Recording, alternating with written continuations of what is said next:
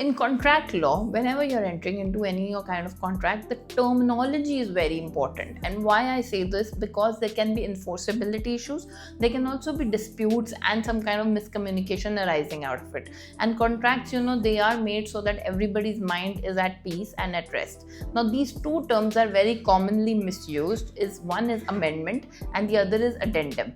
So when you're talking about amendment, that essentially means you are overriding any clause, you're removing any clause, and you are modifying it. So it is changing your contractual relationship to the new terms, and this is called amendment. Amendment will always have the effect rather than the previous clause that you were talking about.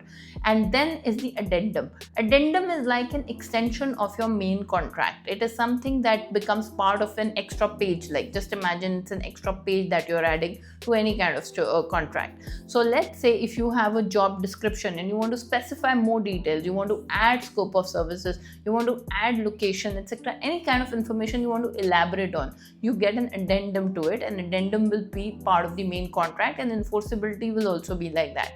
Whereas in amendment, you have just changed the main clause, and now the overriding clause will be the main clause. So these are the two terms which essentially can be confused, but make sure in your contracts your terminology is very clear to maintain all kind of transparency.